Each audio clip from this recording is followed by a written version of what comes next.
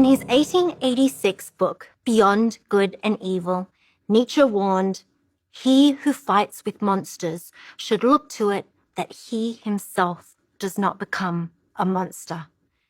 And when you gaze long into an abyss, the abyss also gazes into you." Nietzsche knew how easy it is to spiral in anguish when we think about life. Let's say you share your anxieties with a friend. A great friend might reality check your concerns, share alternate perspectives and opinions, and challenge your assumptions. And to be a great friend yourself, you might listen to your friend and try to understand them, even if you ultimately disagree. Sharing with great friends helps us put things in perspective. Either our anxieties don't seem so bad after all, or even if they are bad, good friends can help us feel better prepared to face the world. This is the type of friendship that Friedrich Nietzsche thought was great. Nietzsche thought that the best types of friends can help pull each other out of the abyss. Really great friends help one another to become better people through what he refers to as a shared higher thirst for an ideal above them, and an arrow and a longing for the Übermensch. Recall from the previous lecture that the Übermensch is a person who stretches to overcome themselves and become a better person. But being a great friend isn't easy. Great friends have to be harsh sometimes. Zarathustra says, "Let your pity for your friend conceal itself under a hard shell. You should break a tooth biting upon it. Thus it will have delicacy and sweetness." And Nietzsche also says great friends must be capable of being an enemy. If I'm looking into the abyss and stressing out, a great friend might have to help me snap out of it by saying something like, "Hey, you're being self-indulgent and shallow," or "If you're not happy, do something about it." So, who is capable of this sort of friendship? Zarathustra makes me cringe when he claims woman is not yet capable of friendship. She only knows love. A few years earlier, between 1878 and 1880, Nietzsche had written in Human All Too Human, "Women are quite able to make friends with a man."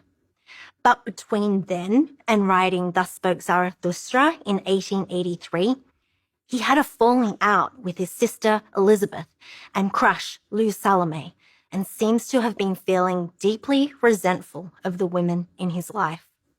Nevertheless, Zarathustra was critical of pretty much everyone. After saying that women aren't capable of friendship, Zarathustra goes on to ask, "Are you a slave? If so, you cannot be a friend. Are you a tyrant?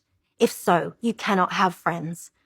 And, but tell me, you men, which of you is yet capable of friendship?" Zarathustra is suggesting that anyone who is playing power games cannot be a great friend. And elsewhere, where Nietzsche talks about great star friends, he doesn't specify that only men are capable of it. Nietzsche's views on friendship seem to form the basis of his thinking about what makes for great relationships more generally. Nietzsche wanted to marry. In 1874, when he was 30 years old, Nietzsche wrote to a friend, "I'd like to find myself a good wife quite soon, and then I can look on my life's desires as fulfilled." Soon thereafter, he met 23-year-old Matilda Trumpeldach. She loved talking with him. He loved talking with her. After their second date, Nietzsche was so excited that he wrote Matilda the following letter. "My dear Fraulein, gather all the strength that is in your heart so that you will not be frightened by the question I now put to you. Will you be my wife? I love you, and I feel as though you were already mine. Not a word about how quickly I've fallen. What I want to know is whether you feel as I do, that we were never strangers, not even for a moment. Don't you share my faith that together, each of us could become freer and better than we could separately. Only one other person knew Nietzsche was going to propose, Hugo von Zenger, Nietzsche's friend and Matilda's piano teacher. Nietzsche asked Hugo to deliver his love letter to Matilda. Not only did she turn Nietzsche down, she later married Hugo. Ouch. But Nietzsche stayed on the lookout. In 1882, his friend, the author Malvida von Meisenberg, set him up with Lou Salome. Salome was a beautiful and brilliant 20-year-old daughter of a Russian general. He was so taken with her that he allegedly said on their first meeting, "From which stars have we been brought together here?" He loved that he could discuss his ideas with her, and she seemed to understand him. According to Salome, a few days later, Nietzsche proposed. She said no. He waited a while, then he proposed again, and again she said no. They tried being friends, but it didn't work out. The relationship ended with Nietzsche calling Salome, in a letter he never sent, a scrawny, dirty, smelly monkey with her fake breasts, a disaster. After that incident, he appears to have given up proposing. There's also a theory that Nietzsche was homosexual. In Nietzsche's era, homosexuality was illegal. The composer, Richard Wagner, was once his friend, until he accused Nietzsche of excessive masturbation, which at the time was apparently code for homosexuality. This might explain why Nietzsche had so much trouble finding a wife, but his sexual orientation is pure speculation. And Nietzsche spoke exclusively about heterosexual coupling. Nevertheless, much of his critique and advice can apply to other relationship variations. Nietzsche suggested that marriage is a value that desperately needs revaluing. The first issue Nietzsche has with love marriages is that romantic love is fleeting, which makes marriage unstable. He says that sensuality often makes love grow too quickly so that the root remains weak and is easy to pull out. Certainly, neuroscience backs this up. Love hormones like oxytocin and dopamine do spike when we're falling in love and drop back to normal levels within a few months, perhaps longer if we're lucky. The problem with love hormones is that they can overwhelm us. Our biological excitement encourages us to act impulsively, but the feelings don't last. All this makes love a weak and irrational foundation for a long-term commitment such as marriage. Zarathustra says, "And your marriage makes an end of many brief follies with one long stupidity." This is why Nietzsche says so many couples start out obsessed with each other and then one day realize they're bored. Why do we think that it's a good idea to base a rational decision, such as a lifelong relationship, on an irrational feeling like love? Nietzsche thought it's ridiculous. A second issue Nietzsche had with marriage is that traditional gender roles hold people back from striving towards the Übermensch ideal. Nietzsche can seem misogynistic here again, but bear with me. He is, in fact, criticizing both men's and women's behavior. Becoming an Übermensch means striving to be a better person, but marriage invites spouses to coddle and infantilize each other. Nietzsche claims that in every kind of womanly love, there also appears something of motherly love. If that motherly love manifests as trying to make the other's lives easier, this is a bad thing if you're trying to become an Übermensch. An Übermensch goes out into the world specifically to find challenges. Without realizing it, Nietzsche says, women behave as one would do who removed the stones from the path of a wandering mineralogist so that his foot should not strike against them, whereas he has gone forth so that his foot shall strike against them. Nietzsche suggests that perhaps our trees fail to grow as high on account of the ivy and the vines that cling to them, implying that great people fail to be as great as they could be because of the people around them, holding them back, smothering them, and getting in the way. But all this says as much about men's behavior as it does about women. Nietzsche is critical of the way men idealize women, saying that everyone carries within him an image of woman that he gets from his mother. That determines whether he will honor women in general or despise them, or be generally indifferent to them. Nietzsche also suggests that men want motherly women, that is, caring, comforting, submissive. And because it's what men want, women instinctively try to conform to men's ideals. For example, in the way they dress, walk, talk, and carry themselves.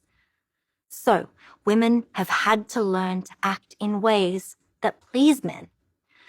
It's not that women are naturally passive. In fact, if anything, it's the opposite. In Beyond Good and Evil, Nietzsche suggests man wants woman to be peaceful. But woman is essentially unpeaceful, like the cat, however well she may have trained herself to present an appearance of peace. Or perhaps we should say how well men have convinced her that they want her to present an appearance of peace. And this dynamic is bad for everyone because men and women block each other from reaching for the ideal of the Übermensch. Basically, traditional marriages are like a spider's web that entraps people in harmful gender roles. A free spirit striving for the Übermensch ideal must constantly tear away at those sticky threads that bind them into cozy little cocoons. Cutting those ties can be incredibly difficult and painful. But Nietzsche writes, like the prophetic birds of antiquity, as present-day representatives of true thinking and truth-telling, free spirits must prefer to fly alone. Nietzsche challenges us to think of great people who are unmarried. Heraclitus, Plato, Descartes, Spinoza, Leibniz, Kant, Schopenhauer. Arthur Schopenhauer thought about getting married, but never did. And of course, Kierkegaard and Nietzsche were single too. But actually, there are also many great people who were married. Nietzsche pointed to Socrates as an example. Socrates' legendary wife, Xanthippe, whose name means fair-haired horse in Greek, was 40 years younger than him.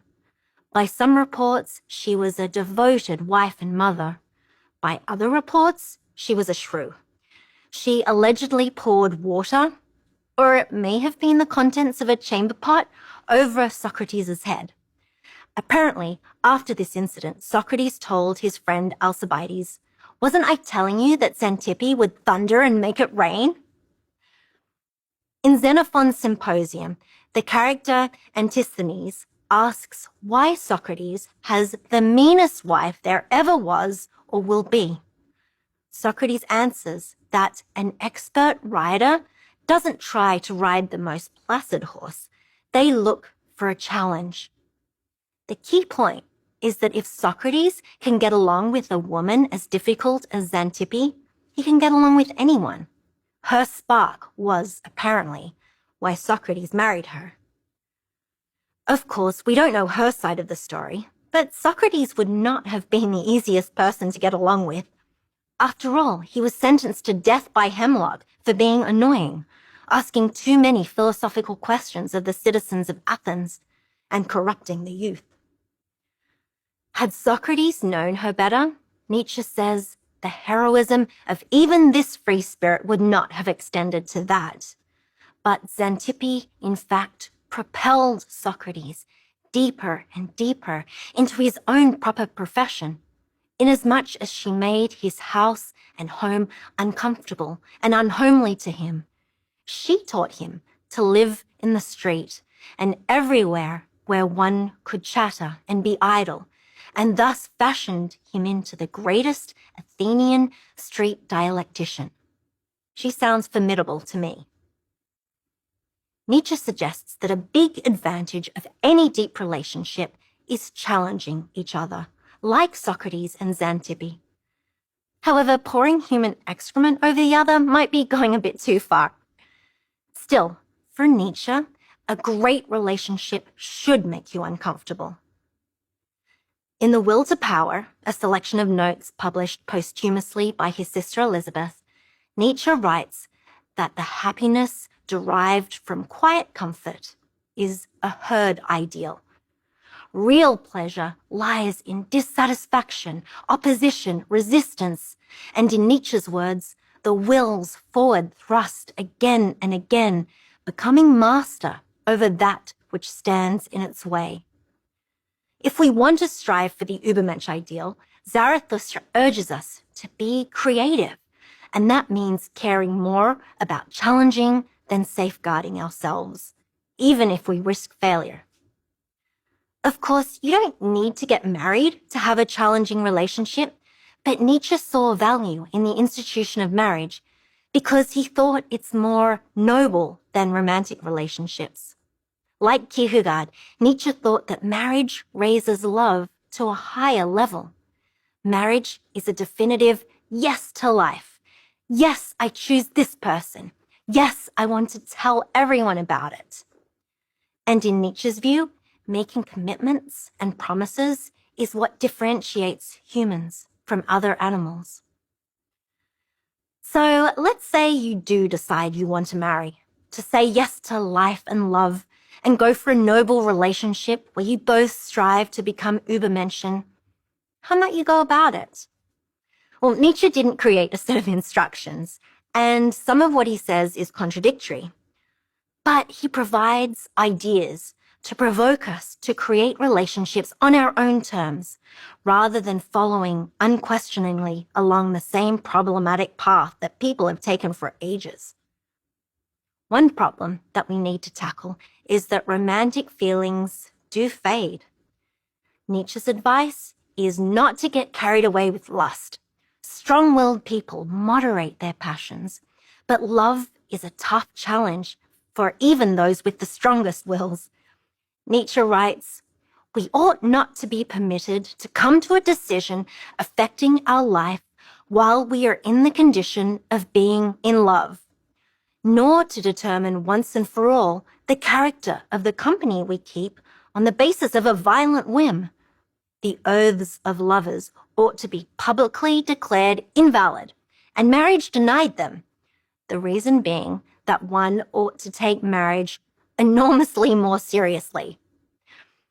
One practical test Nietzsche suggested to keep the commitment of marriage in perspective is for lovers to imagine how the other will look in a few years.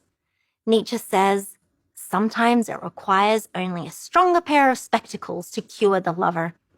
And he who had the imagination to picture a face, a figure 20 years older, would perhaps pass through life very undisturbed. But if you love them no matter what they look like, then that's a good omen for a strong relationship. In fact, Nietzsche even suggested that relationships might be stronger when people have a slight physical antipathy towards each other. This helps people focus less on the superficial, physical elements of attraction and more on intellectual attraction. Another of Nietzsche's practical tests for marriage is to ask yourselves, are you going to enjoy talking with one another for the rest of your lives? Nietzsche says everything else in marriage is transitory, but most of the time you are together will be devoted to conversation. So if lovers can stimulate each other not only sexually but also intellectually, then that's another good sign of a strong potential match. Nietzsche's next piece of advice is to make sure you only make promises you can keep. You can't promise that your love hormones will still be whizzing around your brain in 20 years, just like you can't promise someone you'll be friends forever. Nietzsche explains, he who promises someone he will always love him or always hate him or always be faithful to him promises something that does not reside in his power. but you can promise to continue the actions associated with love. You can promise to take care of one another when you're sick. You can promise you'll live together, eat dinner together, and go on adventures together. You can promise to take care of children or pets together. You can promise to grow old together. The implication is that if you do decide to make a lifelong commitment, be realistic in setting expectations so that you can live up to what you promise. It might not be romantic, but at least it's honest. And it's possible that carrying out the actions associated with love might generate feelings of love. Zarathustra says, "We love each other. Let us see to it that we stay in love. Or shall our promise be a mistake?" Think about some arranged marriages where love grows from the practice of doing loving things together, which in turn can enhance attachments and cultivate loving feelings. A good reason to get married, Nietzsche thought, is to raise children. Of course, you don't need to be married to procreate, but Nietzsche thought the garden of marriage can help provide a structure. Nietzsche urges us to consider marrying someone who might be able to raise new generations of strong, well-educated children who themselves can reach towards the Übermensch ideal. And that's a great role for parents. Nietzsche says, "Let the flash of a star glitter in your love. Let your hope be, may I bear the Übermensch." And you should propagate yourselves not only forward, but upward.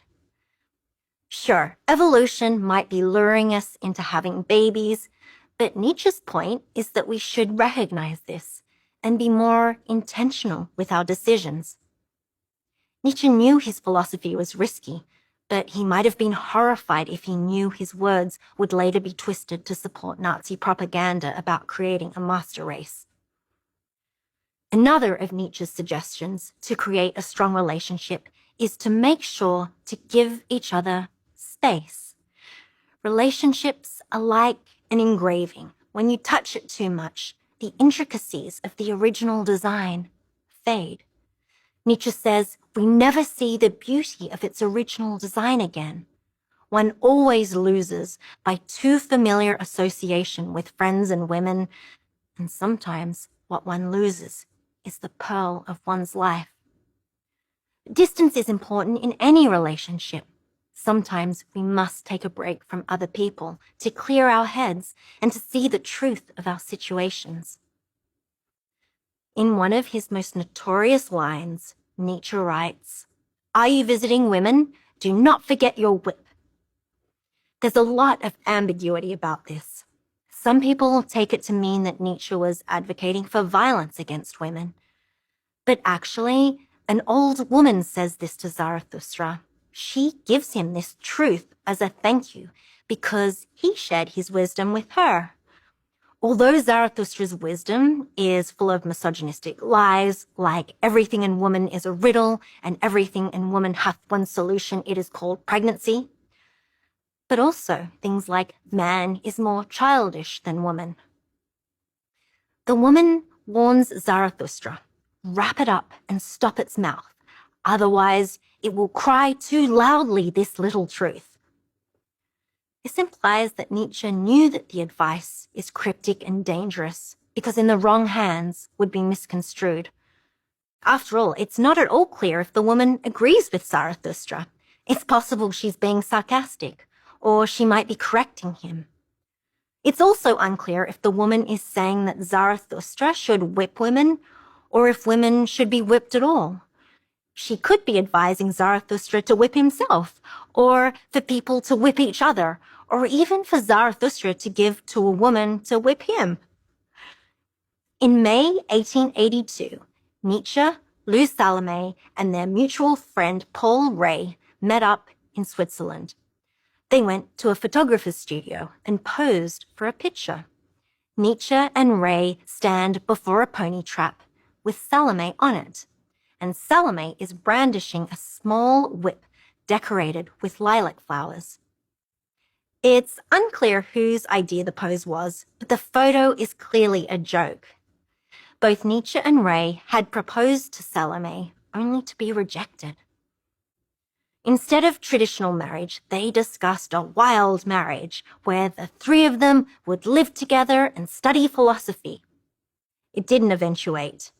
Nietzsche was hurt when Salome and Ray ran off together. Ray was hurt when Salome married an aristocratic linguist named Friedrich Karl Andreas. The friendship between the three friends never recovered. So when the old woman is telling Zarathustra to take a whip to women, she could be suggesting, don't forget that relationships can lure you into madness, or don't forget to master your passions, or don't forget to give each other space, or don't forget to keep your distance when needed. Nietzsche's most important advice, I think, is that all great relationships are founded on great friendship. Great friends whip each other into shape and motivate each other to strive for the ideal of the Übermensch. And if we can get past the obstacles that tempt us to hold one another back, love has the potential to be particularly conducive towards helping us strive for the Übermensch ideal. Nietzsche writes, "For it is love alone that can bestow on the soul not only a clear, discriminating, and self-contemptuous view of itself, but also the desire to look beyond itself and to seek with all its might for a higher self as yet still concealed from it." So love is a type of relationship in which we care deeply about what the other person thinks and strive to be a better person for them and in the world. Even after all this advice, Nietzsche knew that some relationships are just bad. In Thus Spoke Zarathustra, Zarathustra explains how a woman told him that she broke up her marriage, but only after the marriage broke her. Zarathustra also reflects that in bad relationships, spouses aren't the only ones who suffer. Miserable people tend to project their misery onto everyone else around them. And some relationships become so toxic that it's not worth sticking at it for the sake of keeping a promise. Sometimes you do have to break your vows, and it's better to walk away than to have a relationship full of misery. It's understandable that people do grow apart. My favorite of all of Nietzsche's aphorisms concerns the end of relationships. He writes, "We were friends and have become estranged. But that was right, and we do not want to hide and obscure it from ourselves as if we had to be ashamed of it. We are two ships, each of which has its own goal and course. We may cross and have a feast together, as we did, and then the good ships lay so quietly in one harbor and in one sun that it may have seemed as if they had already completed their course and had the same goal. But then the almighty force of our projects drove us apart once again into different seas and sunny zones. And maybe we will never meet again, or maybe we will, but will not recognize each other. The different seas and suns have changed us." Nietzsche's suggesting that we grow and change, and sometimes that means we take different paths in life, and it's okay for relationships to end. It really is. And just because it doesn't last forever, doesn't mean it wasn't worthwhile or authentic. We can still respect one another and respect the sanctity of the time we had together. Nietzsche influenced many of the later existential thinkers, especially Martin Heidegger. Heidegger said Nietzsche knew what philosophy is. Such knowledge is rare. Only great thinkers possess it. Heidegger was particularly taken with Nietzsche's idea of eternal recurrence. Heidegger liked how the idea brings our attention to how we live each moment of our lives. But while Nietzsche's focus was on becoming, Heidegger was more concerned with the meaning of being.